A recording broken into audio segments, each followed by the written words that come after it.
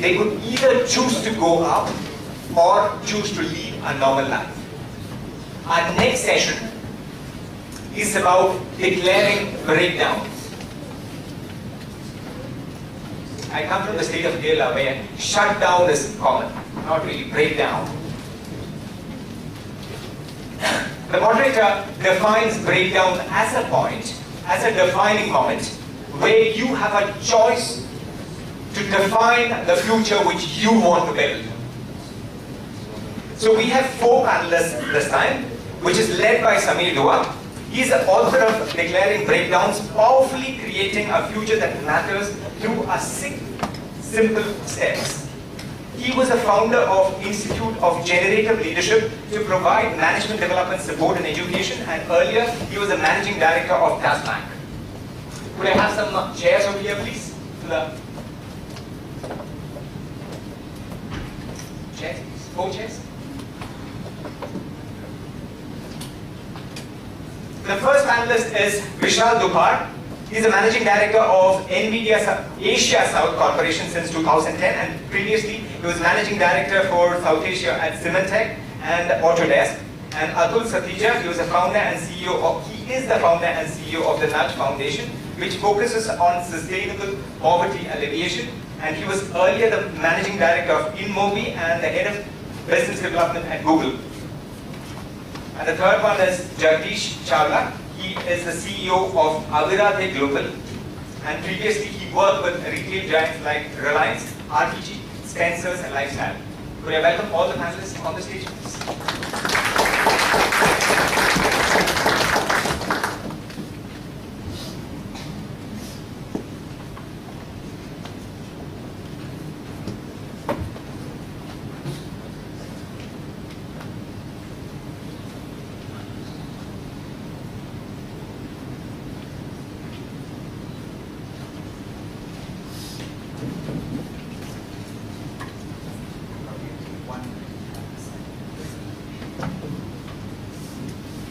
Good afternoon, everybody, and thank you for being here today.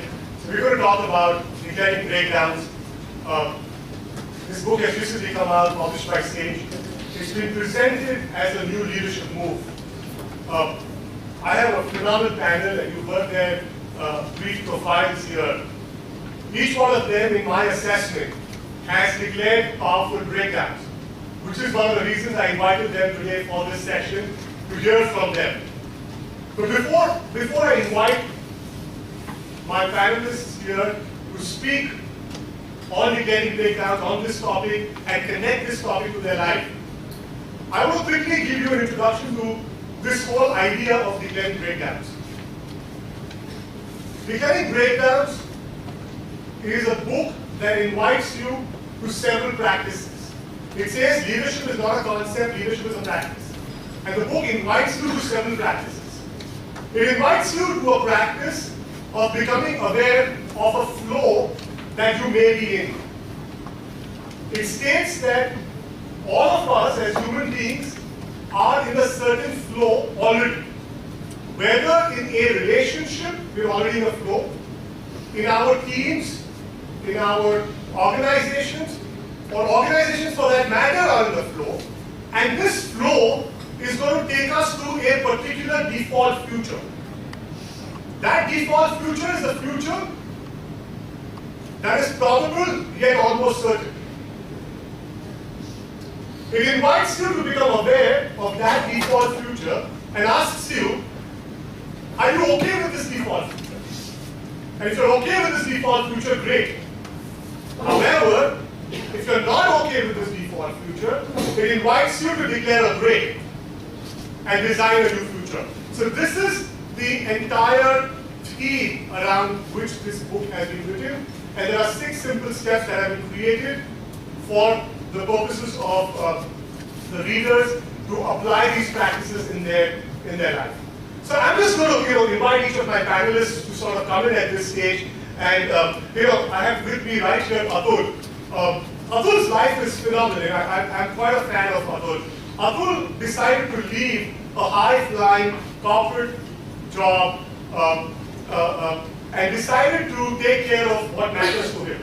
And social equity matters to him. He gave up his job, set up a foundation, and he's causing magic in that area. And in my assessment, he declared a breakdown in his life. So Atul, why don't you tell us a little more about how you see all of this, inside of your life?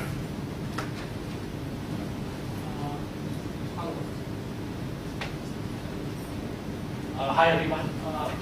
So when I read Sameer's book, and to be honest, I got his book day before yesterday, and I just spent last night going through it, and it took me back to 2008. I had a very regular sort of typical Indian, reasonably smart guy, career engineer, MBA, get into IT services, go to US, do some work, come back, find something else. So I went through all of this. But somewhere in my journey, as I was growing up, I had this notion that I want to retire into the social sector. Has any of you thought about it? Anyone? So I see multiple hands here, right? So I grew up with this notion, right? Retire होने के बाद में go to social service. Somewhere as the career grew, this notion of retirement in 60s shifted to 50s, which then shifted to 40s. So I was in early 30s, working in Google, heading the mobile business for Google for Japan and Asia, a few $100 million in revenue. The role had the part Tokyo, part Singapore, part India sort of portfolio. And something was not, working out. And I was like, I'm sitting in my 30s. I want to retire in 40s in the social sector. Where is this taking me, right? So I was in this flow, as Sameer said, right? There was a drift of life. This is going on. I had somewhere loosely made a decision that I want to retire into the social sector, but I didn't do anything about it. So one random Sunday, in Sameer's language, I declared a breakdown. I said, what, this is not working out. I need to do something about it to be ready by 40. The only thing I had done by then in the social sector is, selling these raffle tickets for HelpAge, and walking into slums for pride, doing these surveys and kind of finding out, the basic data about this stuff. So I said, let me call some NGOs around. And it's very difficult to find NGOs data in India. So I kind of went to random websites, called a few guys. And I chanced upon an NGO that seemed trustworthy. It is the biggest issue in the NGO sector in India. And the guys were reasonably smart. I went and talked to them. They said, oh, you come and volunteer. So I started doing that. The idea was for me to get ready at some point in time to be in the sector. So somewhere in that moment, which I now have a new language for, thanks to Sameer, I declared that breakdown, I'm not okay with this drift, right? So I said, okay, let me do something. I started volunteering for them. I became a donor. I became a volunteer. I didn't realize in 3 months that I come and join a board, and they said, come and chair the board. So I took up the chairmanship of an NGO that somebody started, and I really kind of gave everything to it. Right? So I used to come back on Google Jobs 6 in the evening, 6 to 3 in the morning. I used to volunteer alone in their office. They would do their 9 to 5. And then at 6 in the morning, you kind of get ready, go to the airport, and to wherever you have to go. 2.5 years of that, Google asked me to relocate to Tokyo and find some more sort of career challenge in marketing. I said, I have found what I want to do. So I resigned and joined back then, which was a very small startup in India. And it was a good fun ride. I again very quickly realized I was again getting back into the grip. The volunteering stopped. I moved to Bangalore. I again started enjoying the corporate job. The fun of a startup, doing some great work, smart people, building something. Adrenaline rush. It's not that I enjoy it. I enjoy it. I kind of live on that drug as well. But why not do the same thing somewhere else? So 1 month, 6 months, 1 year became 5 years again. And it again hit me one day and said, what is going on here? Right? I started. I broke the drift I was in. I declared the breakdown. I started working on it. But somewhere again I went back into the cycle. So I again had to wake up one day and say, this is not done. 5 years have gone by. So I remember 2014, New Year holidays, I come back and say, he was Buddhist very movie founder and CEO. I said, I need a break. I want to go back and do what I really care about, which is social equality, poverty, and the social side. So we had a 6-month off-ramp design and plan. So 1st July last year, I sort of said goodbye to corporate sector once and for all. and started, which is now called the Nudge Foundation. And it's been 1 year, amazing year. We have 4 Gurukuls, as we call it in Bangalore, 1,000-seater capacity, 65 people. Nandan gave me the first seed grant. Tata Cross came on board. Social venture partners came on board. 15 corporate partners, and it's been probably the most gratifying year of my life.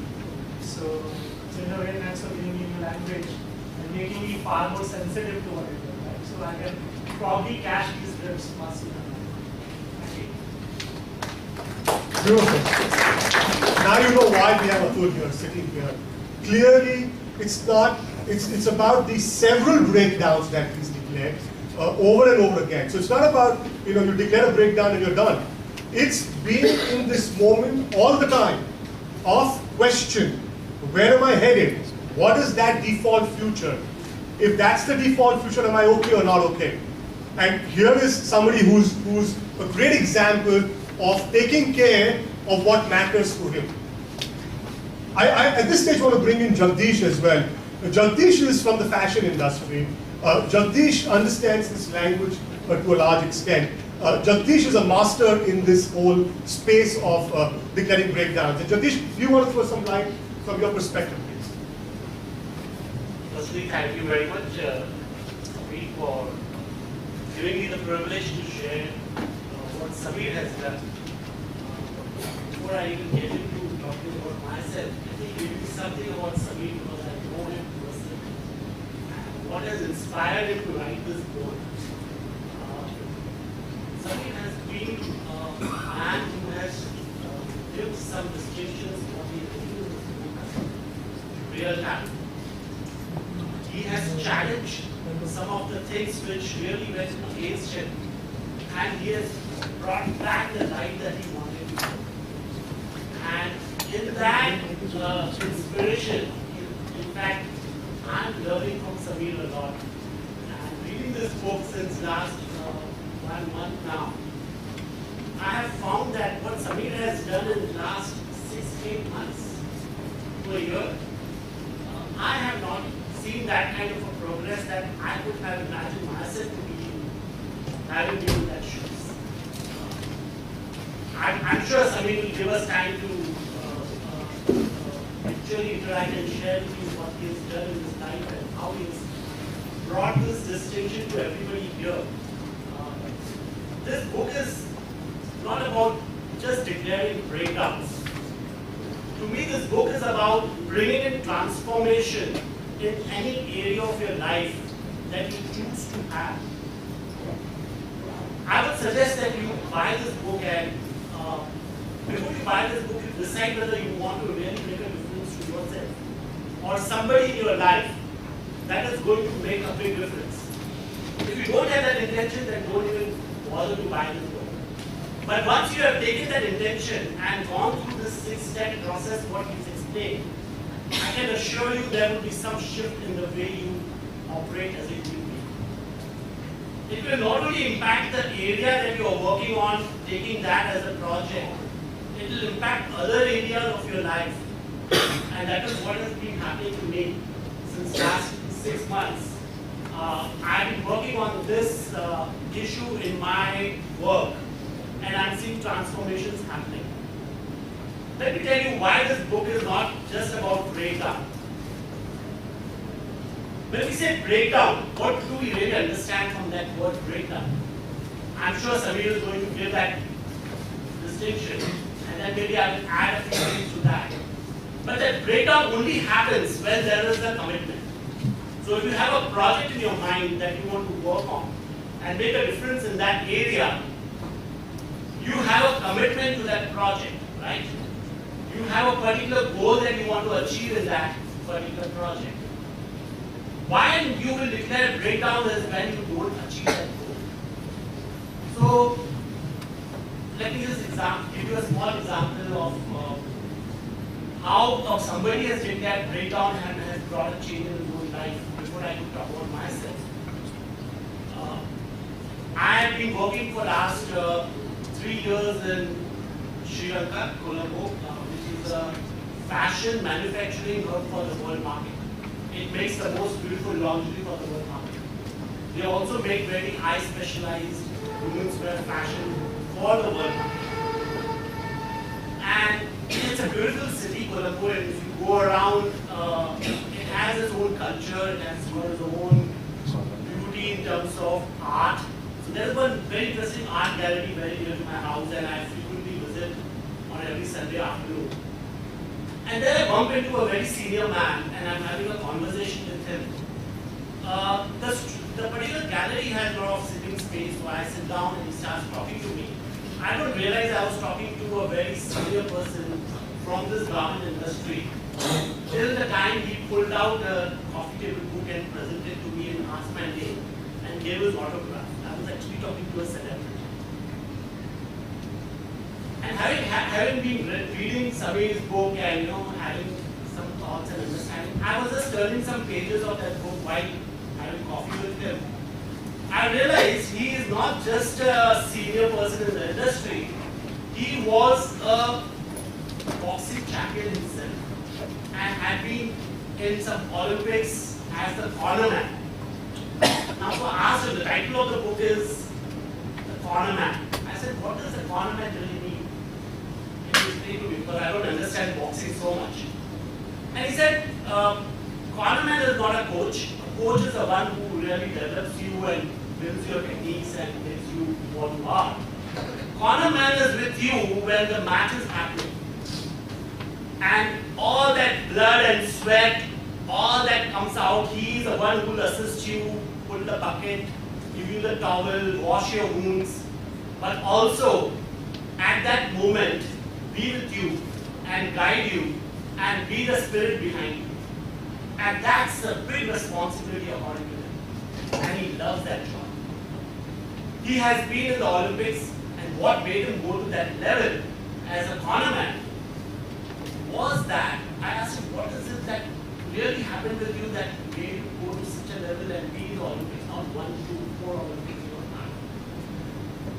He said, my first match which was there in Olympics, this particular player was to go there, and I whispered something in his ears, and he went, and we lost. And you know what? I screwed it up. Somebody could say that I screwed it up is what actually Samir is trying to explain to you by meaning how you declare a breakdown and what happens to you when you declare a breakdown. Very interesting. Can you see how Jagdish has sort of brought in a whole new perspective here? He's actually saying there's a corner man who's taking responsibility. He's actually saying that this man says that what I said caused the future. The future that God caused is a function of me. And that's a very powerful place to come from. He's saying that this man can declare a breakdown in his conversations. So if he sees this man acting in a particular manner on the boxing, the ring, he can actually say something different that will change the future. And that's very powerful. So this book talks about conversations. It's all about conversations that you have. It's about conversations that you don't have.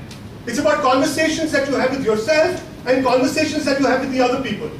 So that's the whole crux of this whole idea of declaring breakdowns. So Jagdish, thank you so much. Vishal, how about you coming in and talking about taking this forward from where Jagdish is left.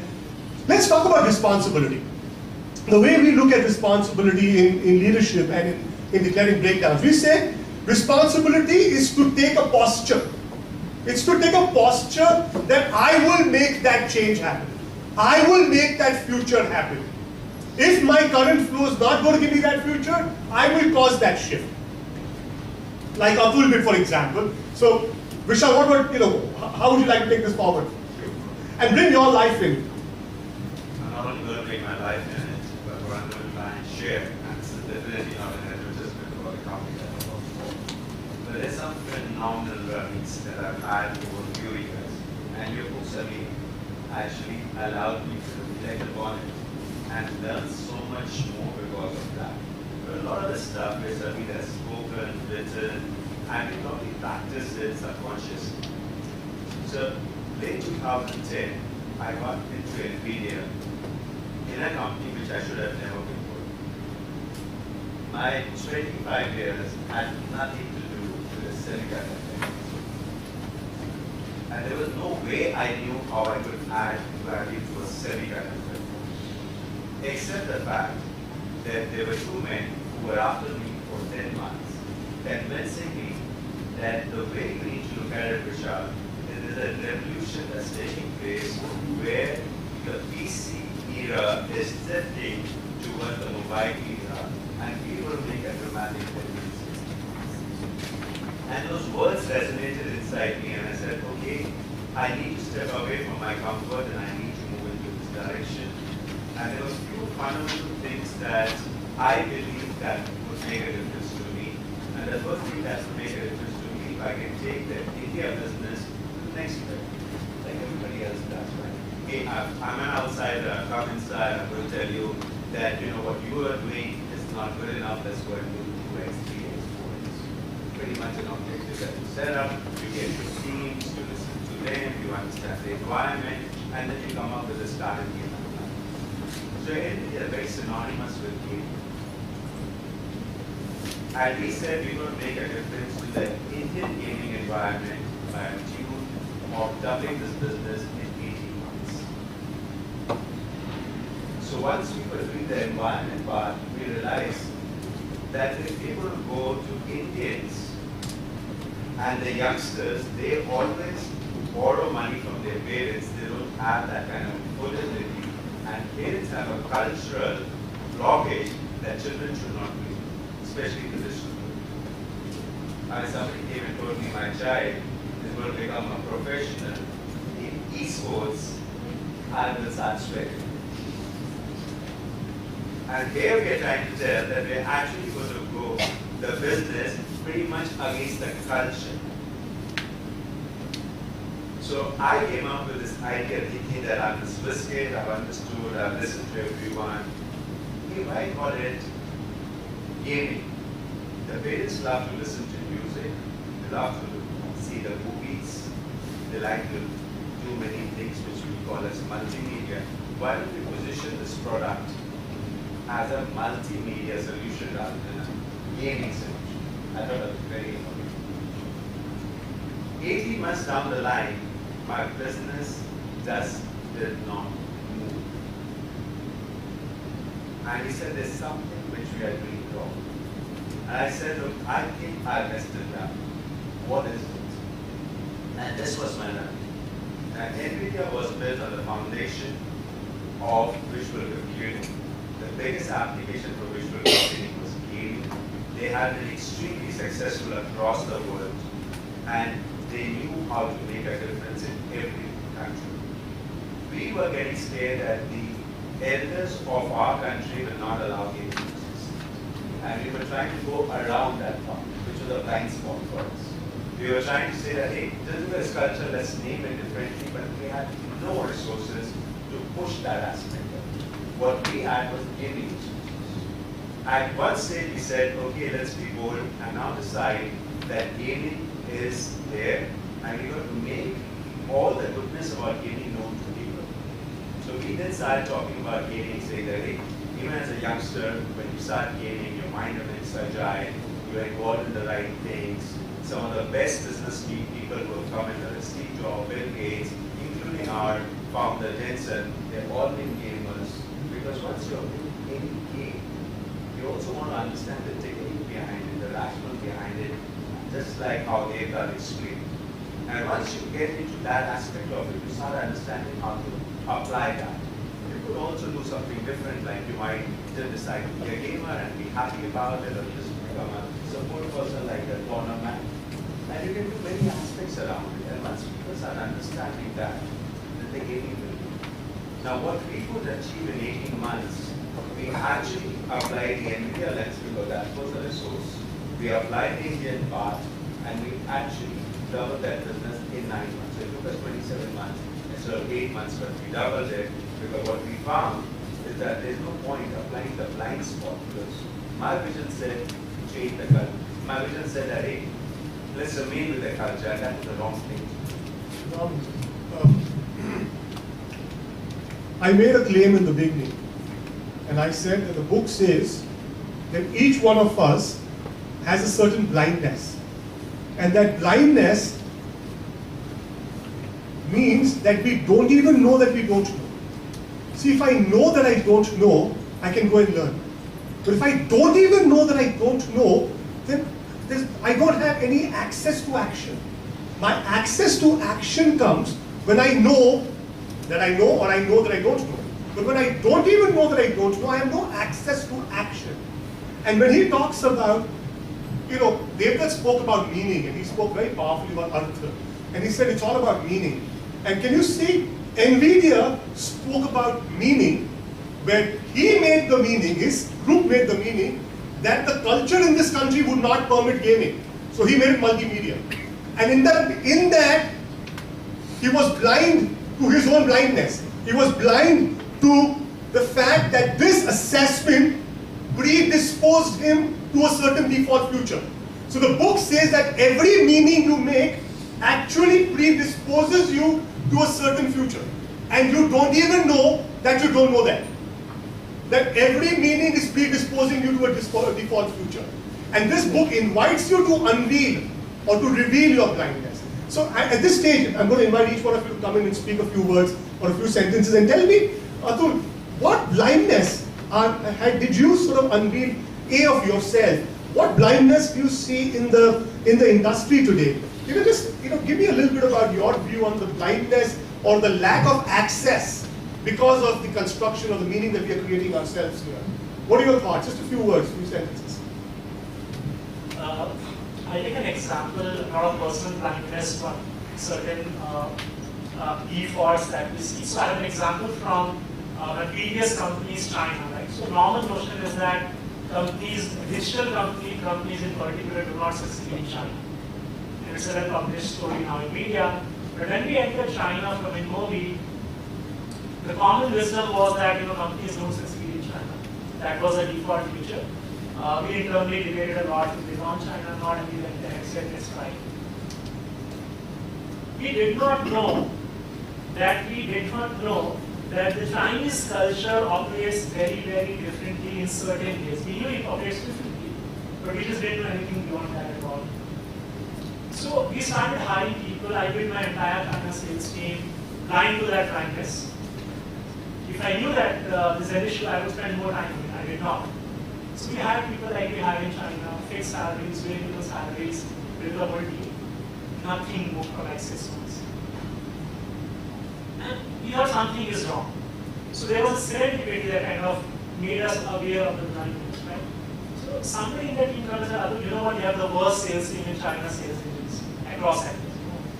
And we're like, why is that so? He said, you don't realize that in China, every company pays 70-80% variable.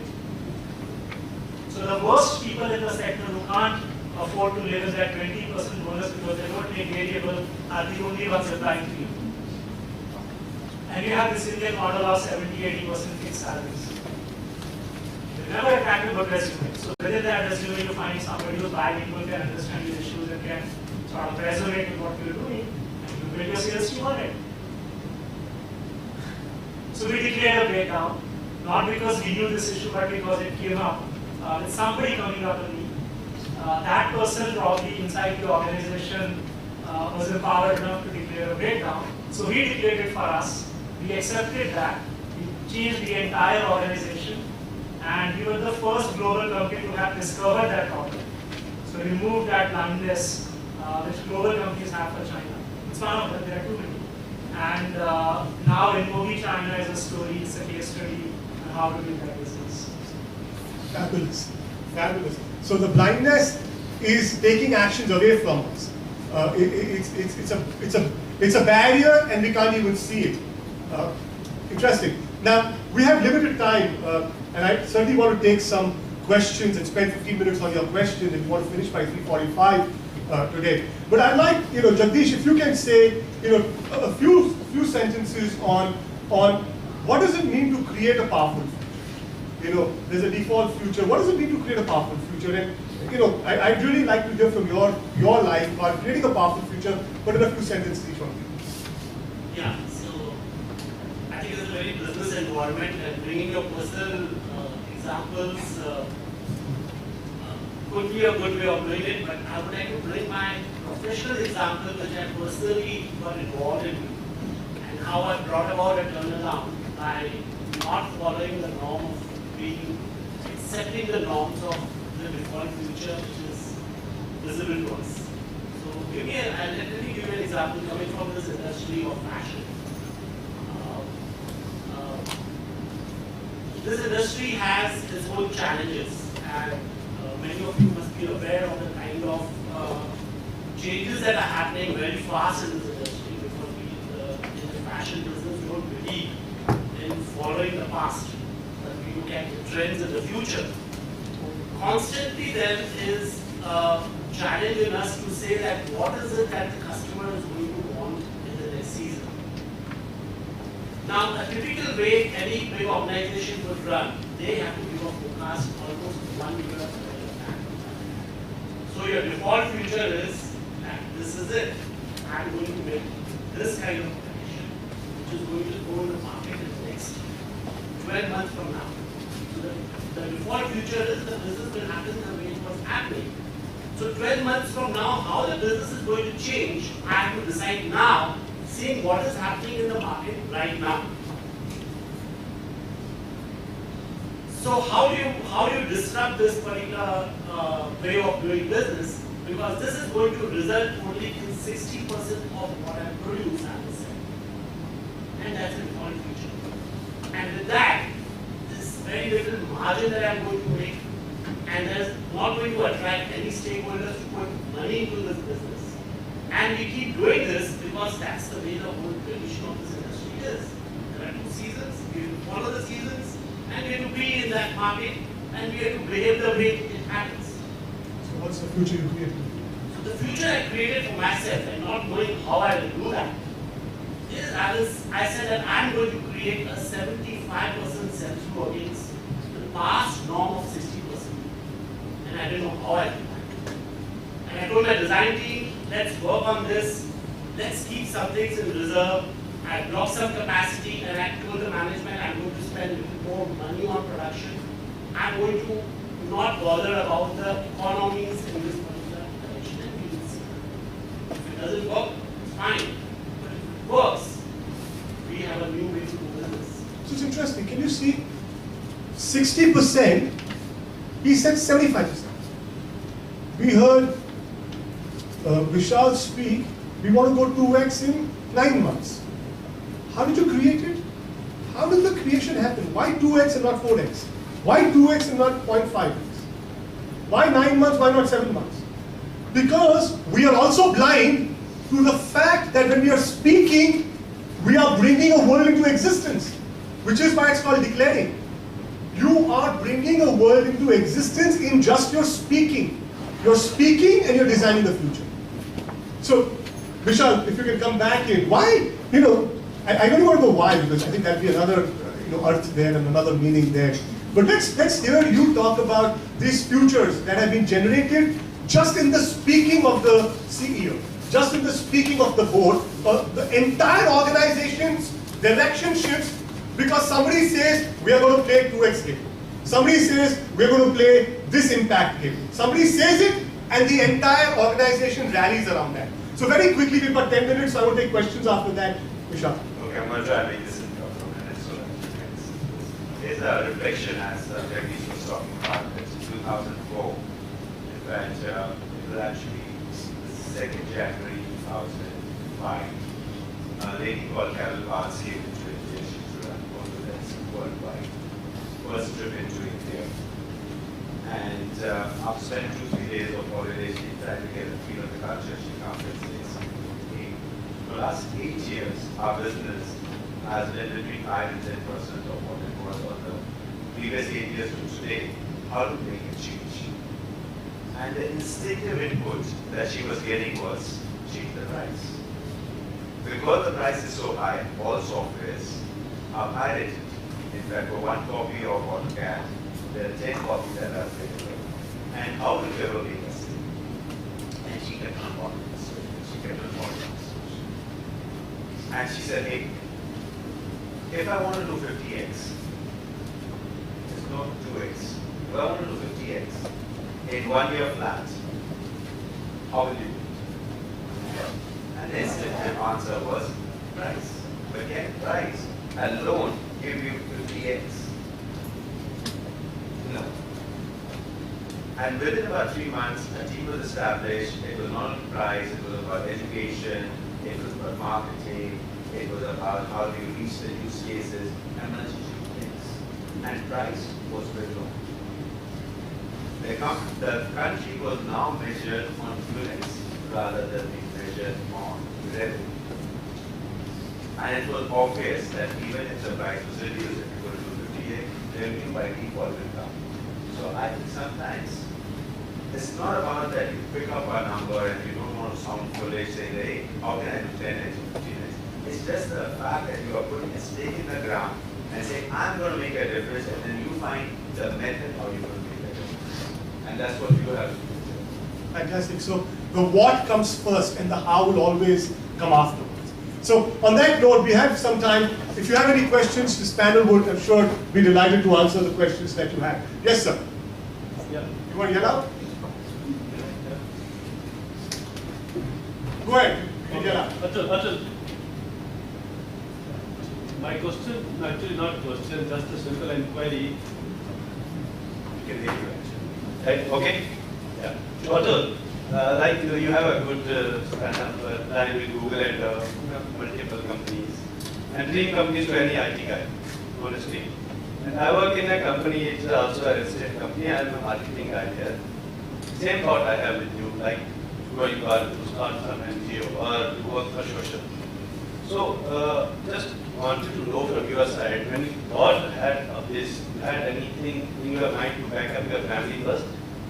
Because I don't know financial backgrounds. I may not like you or you may not like me.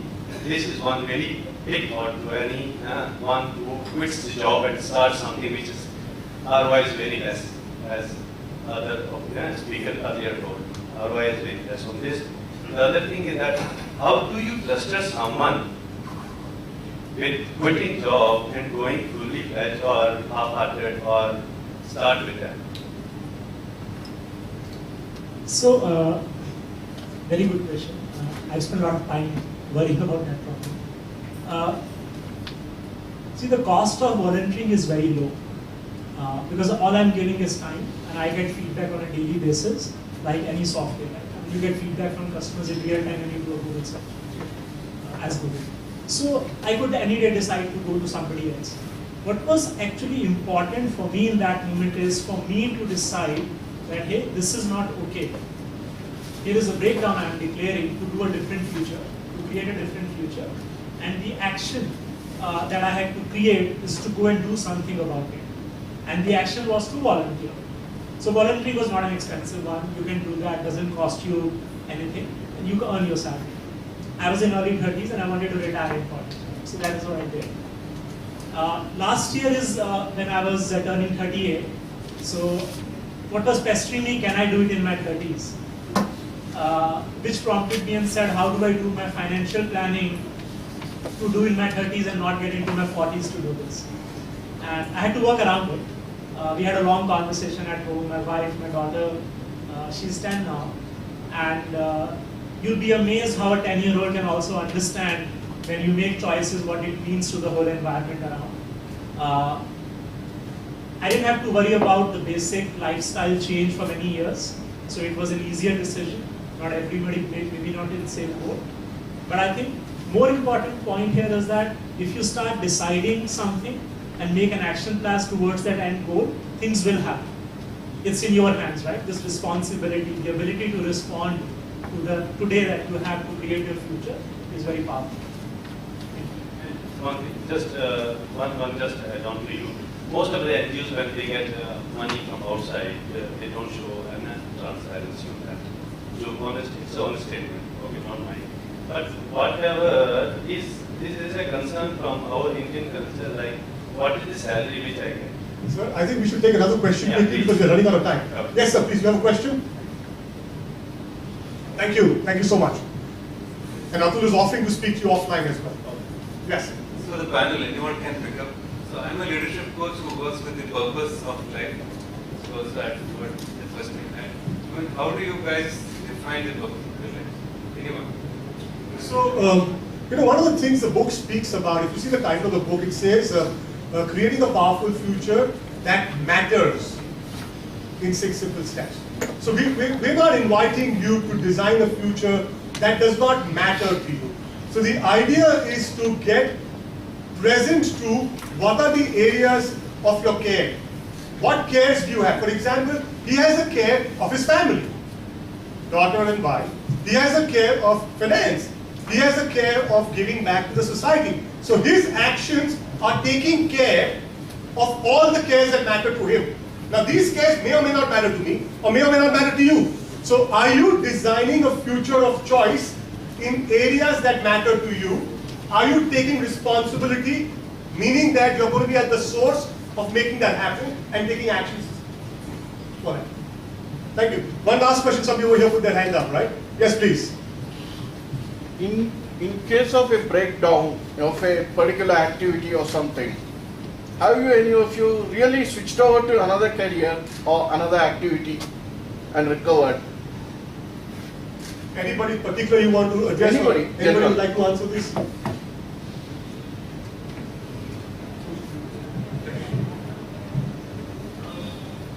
So actually it depends the source of what is it that is causing you to say there is a breakdown. Basically, maybe lack of enthusiasm, we lose our interest in work, something like that. Absolutely. So if you go to the source of that, what is it that is causing you to not have enthusiasm? Will answer you what is your calling. And moment you discover that that is my calling, like Devdutt told us in the morning when he introduced himself, there were only 2 choices, to be an engineer or to be a doctor. He chose to be a doctor. But then his calling came out. And then he decided he is a great communicator. And as a communicator, what he is doing today, he is serving the society in a very different way. It's all about your calling. Okay, so we've run out of time. I've got this lovely lady there showing me time sheets. So, my eye is constantly there. So thank you all of you for your fabulous participation here. And good luck. Good luck, everybody. Thank you. Just a moment, please. Can I invite Shiny, who is one of the co-founders along with